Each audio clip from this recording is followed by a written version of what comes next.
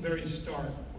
Why and how has that shaped up for you? And I'll put up the reports in a second. So for 136 months in a row, we've published a monthly income report that details all the revenue that we make, all the expenses that we have, all the successes that we've had that month, all the failures and mistakes that we've made that month.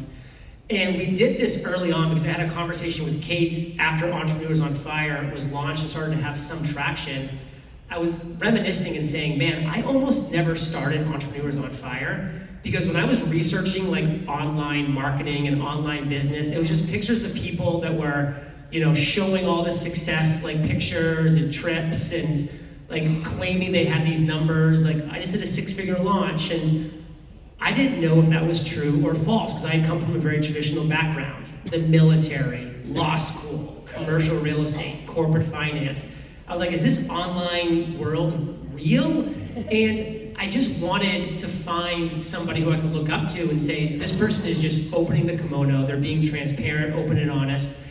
And because I had a hard time finding that, I still went ahead with this leap of faith, but I committed at that point to saying, if we ever have success, if we ever find a way to generate significant revenue, I want to be that person, I want to be that team and that company that shares everything, that shows this is the amount of money we made, but this is how we made it, line by line. If you open up one of these income reports, you can scroll down about halfway, and we detail to the penny how many journals we sold, what the profit was on that, how many affiliates, how much affiliate commission we generated this month, and where it came from. And so people that are in our space can be like, oh, those affiliates are working, we can go down that path.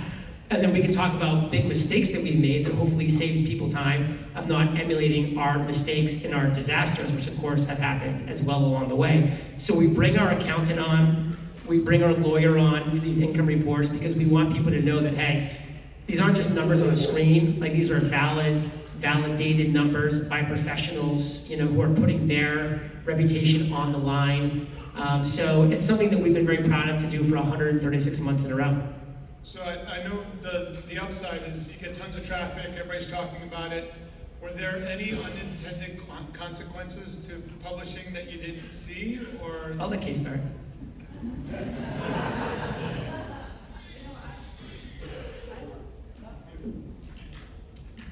I was really nervous about publishing income reports because it felt just like very exposing. And being the person who, is working in the numbers and doing all of that, I thought, well, let's give this a try, see what happens.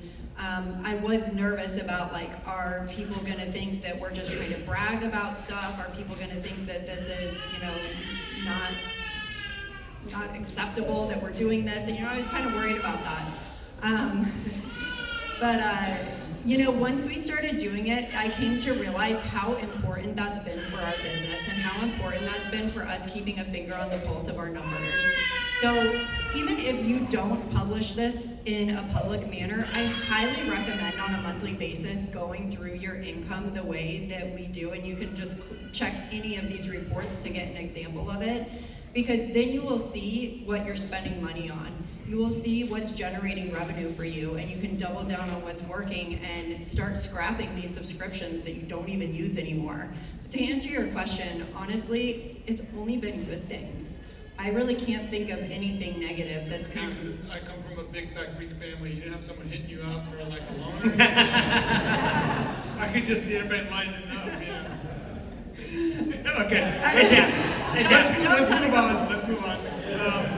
So now, recently in the trades at Pod News and stuff, we saw that you were looking to potentially, possibly sell Entrepreneur Fire. Can you talk about what happened, what that process was like, and what you learned from that? Absolutely. So it was about a year and a half ago, I interviewed this individual. His name was Nate Lind from a company called Website Closers. And his whole business is about helping companies and brands sell, exit, and or be acquired. And he actually lives in Puerto Rico, so after our time together on the podcast, he actually came down to our house.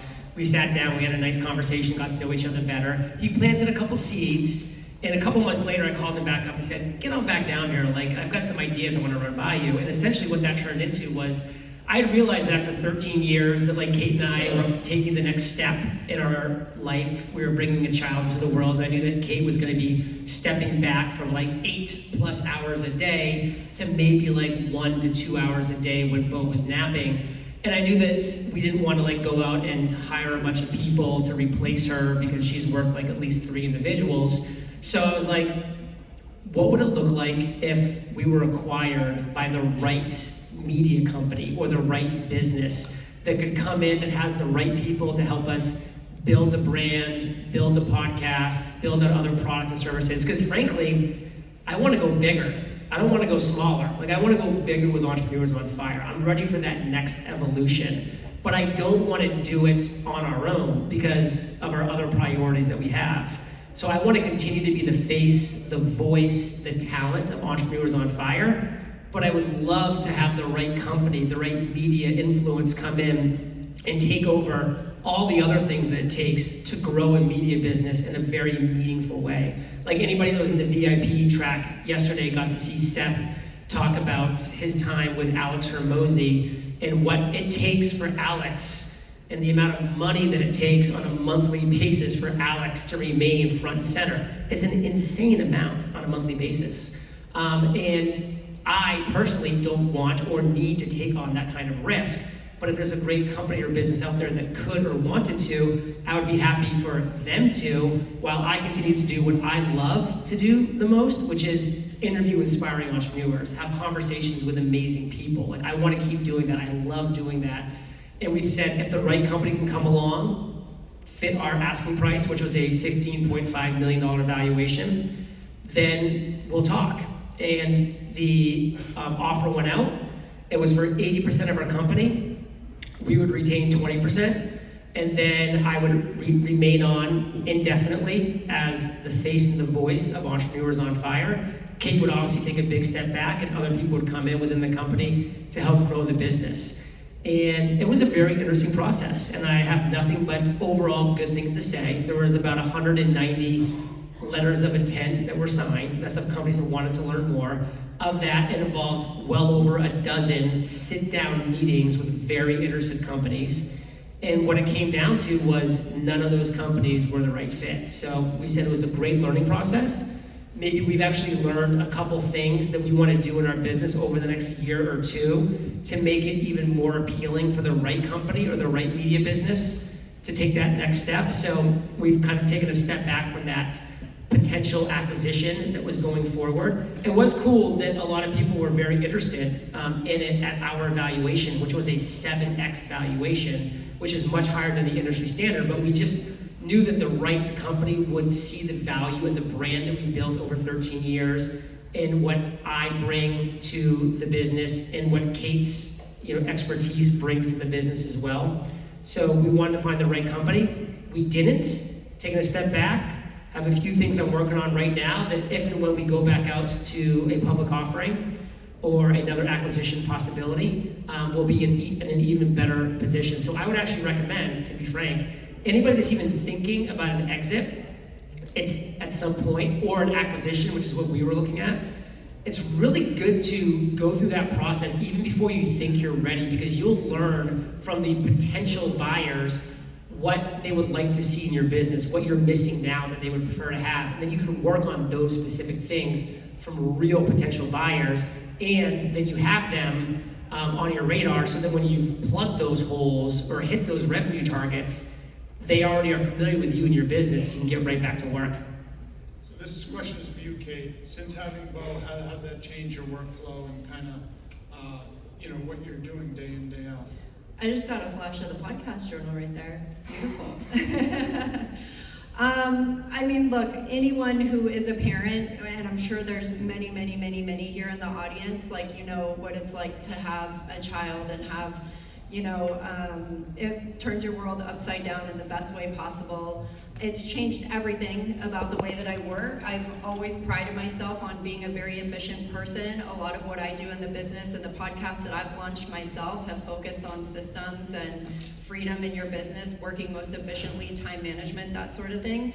I thought I was good at it before. Now I am an expert. Katie, my wife, is very efficient, and once we had our daughters, is she like 10x? I've never seen anything like it. Yeah, I mean, Because kids are first. Yeah. I call Kate the nap time queen, because the minute the bow goes down, she is like 90 minutes of just mayhem. There's like smoke coming off her laptop. It's great. When you really understand time in a whole different way. I mean, I want to be spending every minute that I can with him, fully focused, you know, not on my computer, trying to battle him for the keyboard. So, you know, it's really taught me a lot, though. It teaches you, having a child or having, you know, anything that becomes a huge priority in your life. It doesn't have to be a child. It really helps you understand your priorities and your commitments in a whole new way. And that's been a really beautiful experience, because it's even more, you know, John's been talking about it a little bit as well, but since the beginning, actually probably about 5 years in, we really had like this huge aha in our business of like, wait a second, what are we doing? We're building something that everybody else is telling us to build. It's not what we want. We want where we can have financial freedom and lifestyle freedom and location independence, and we're hiring people and launching courses and doing like, that's not what we wanted. And there's nothing like a child to really get you straight on your priorities. So, you know, we're very blessed to be where we are right now in business, where I do get to spend that time with Bo and John too. There's a quote that I live by, which is, tasks will expand to the time allotted. And it's so true. And so even if you don't have a 14-month-old child right now, you have to give yourselves these absolute lock-in time frames to get something done, because there's always a distraction, there's always a bright shiny object somewhere. You have to give yourself a set amount of time to get something done, and you will shock yourself at how often you accomplish that. I have a question I think a lot of us would want to answer. You guys get a lot of inbound email, and that's someone else's agenda for you. How do you handle that? I'll give you another quote that I love to live by, which is, when you say yes to one thing, you're saying no to everything else you could potentially have been doing because of that yes. So when you really approach every yes in that manner, it puts a lot heavier weight on that yes, in a good way, in my opinion, because it really makes you say, this sounds good, but is something great going to be wasted because of this good, because of this yes that I'm doing, maybe because I feel pressure or because I don't have anything right now on the agenda? So every email that comes in, every opportunity that comes in, every situation that comes in, I weigh it like that from this point forward. And it's always, if I say yes to this, I'm saying no to everything else that I could potentially be doing because of what time, energy, and bandwidth this yes is going to take. There's actually a really excellent tool as well that I use religiously to manage email. It's called Text Expander. You can use it in a lot of areas of your business, but I use it specifically with email because you can create short keys for like entire paragraphs, responses. And so a lot of the emails that we get are very repetitious, of like pitching someone to be on the show or asking to guest post on the website. So I just create a text expander for that, and I can rip off those emails in seconds. And one last thing that I'll say about this as well that I think is important is, don't be afraid to set your own agenda, to set your own standards, and be proud of that. Like for many years, I was doing a ton of interviews on other shows, and I still am to this day, to be honest. But I would have my peers and my friends like Pat Flynn, Amy Porterfield, Lewis Howes. They would always like pull me out to the side and say, John, like why are you're on all these other podcasts? Like, how are you doing that? We have to say no to everybody because like I get on a show and it's an hour and a half long and then my whole day is ruined and that show might have like 6 listens. Like I had to start saying no to everything. And I told them, I said, well, I wasn't afraid to set my own agenda. Like I want to always be very polite and respectful, but when I get emails from people that want me to be on their show, I almost always say yes. In fact, I almost never say no, but my response is very clear. It's something very close to along the lines of, like, Chris, thank you so much for asking me to be on your show.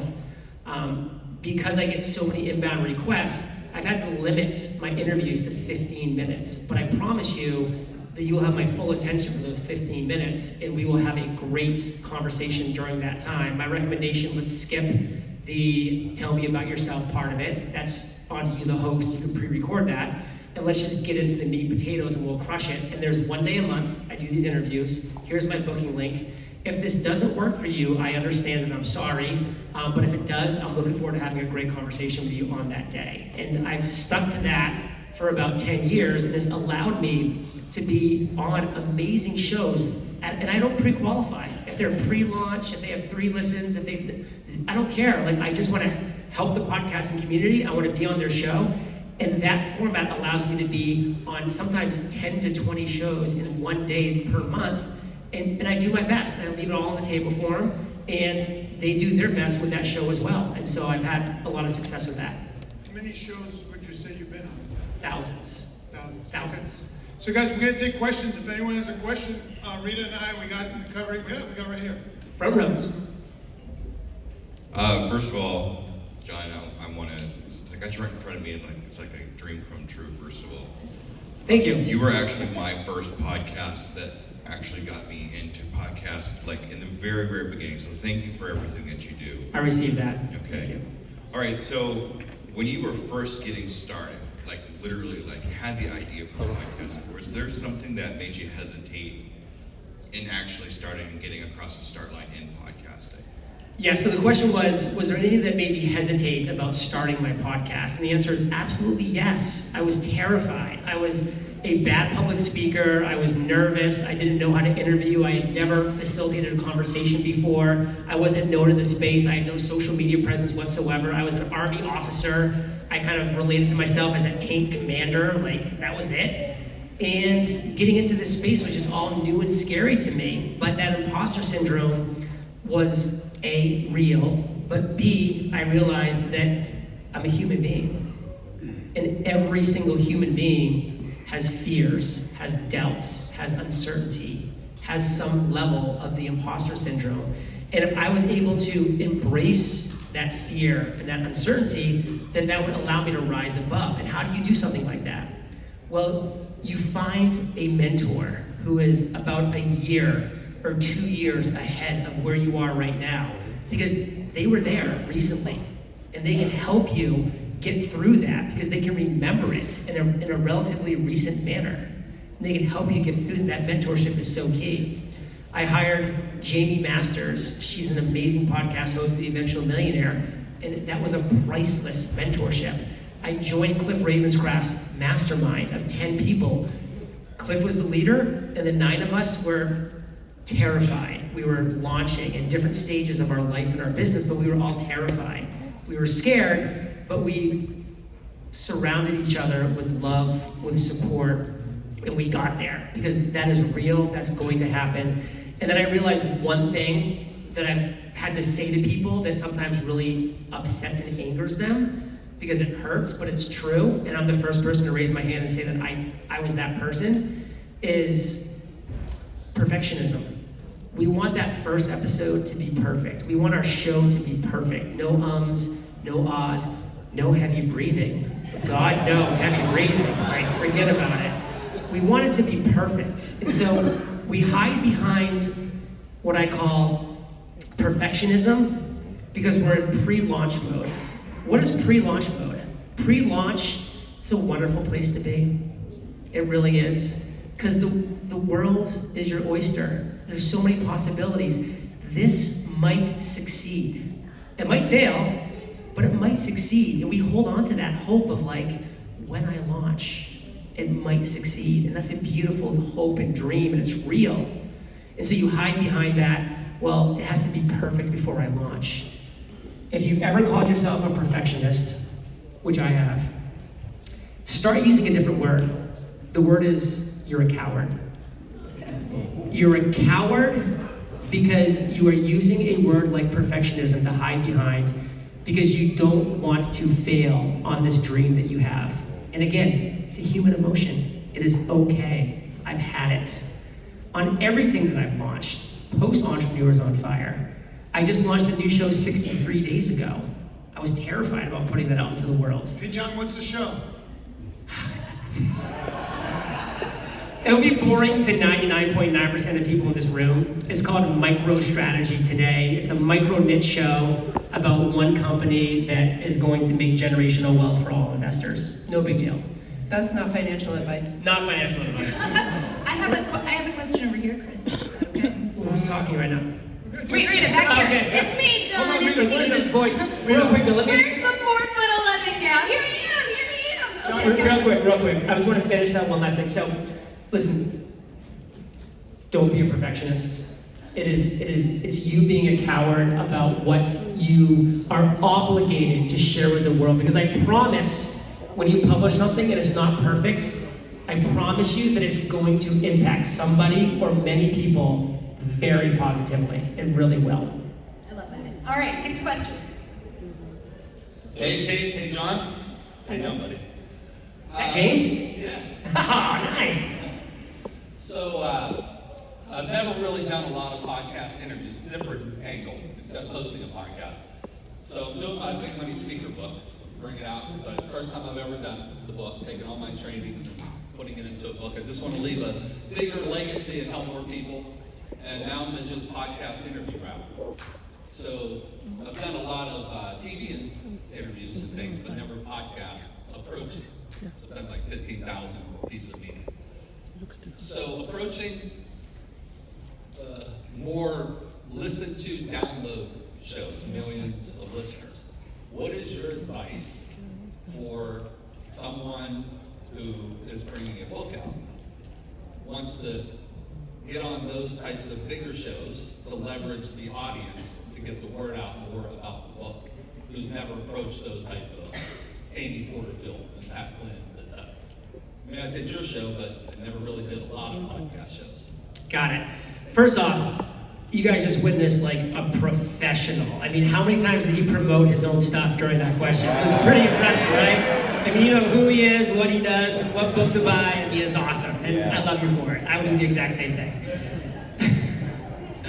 So, I have something that's called the perfect podcast pitch. And I get pitched almost exactly 450 times per month for people that want to be on my show. So I've seen it all.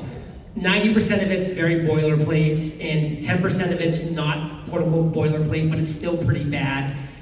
Every now and then, 0.1% of the time, I get a really good pitch, and I'm like, that's good. And over time, I've constructed what I call the perfect podcast pitch. I actually have it saved in my folder, so I'll share it I'll post it in the Facebook PodFest later today, so you can have it verbatim. But I'll give you just a real quick rundown. This is kind of from memory, but it's pretty close to something like this. Amy, love your podcast. You have a great show. Your last episode you did about topic XYZ was really inspiring. Here's my 3 takeaways from that. I thought it was really enjoyable. You're doing a great job. Thank you for your service.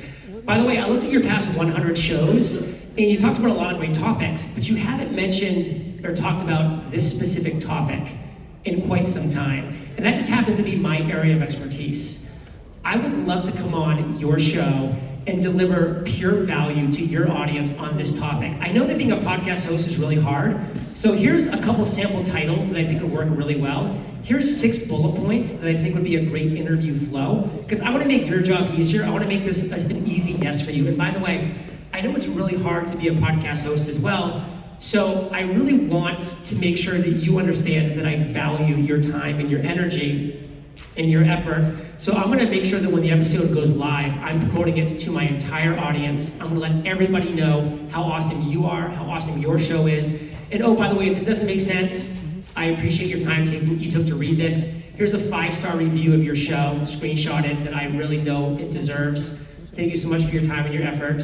Here's my scheduling link if you want to book me, but I know that you probably have your own, so I'd rather book on your time. So if you want to reply with your scheduling link, I'll take care of the rest. Have a wonderful day.